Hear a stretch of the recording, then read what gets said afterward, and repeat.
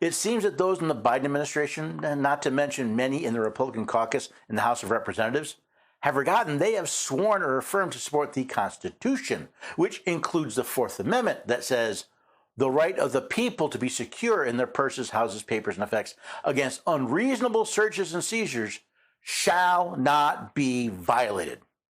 Much of what has been collected in Section 702's database are emails and other digital communication, the modern-day equivalent of a person's papers and effects. While the U.S. Constitution has no legal authority in foreign nations, it most certainly does within the borders of the United States and when the United States is dealing with its citizens and residents. Since the Constitution of the United States is the supreme law of the land, read Article 6, Clause 2, that means for a search of the digital papers and effects of any American to be legal, there must be a reason. And to provide proof of that reasonableness, the government must acquire a warrant or show an exigent or an urgent circumstance exists, which sounds an awful lot like what would be required by Mr. Biggs' amendment. To prohibit warrantless searches of U.S. person communications in the FISA 702 database, with exceptions for the imminent threat to life or bodily harm, consent searches, or known cybersecurity threat signatures.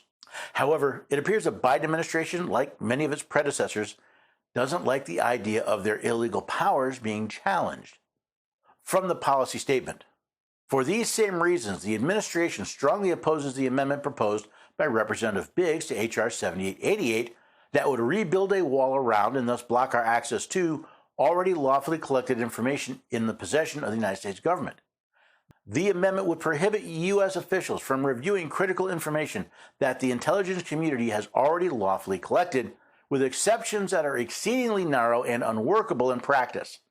Our intelligence, defense, and public safety communities are united. The extensive harms of this proposal simply cannot be mitigated. Therefore, the administration strongly opposes the amendment. Yes, the amendment would prohibit the unlawful review of what is, in some cases, lawfully collected data. It would require the intelligence community to follow the law, including the Constitution, that they swore or affirmed to follow. The restrictions are narrow for two very important reasons. First, so that they would be pursuant to the Constitution of the United States. And second, to prevent the types of criminal abuses we have already seen those in the FBI are more than willing to commit.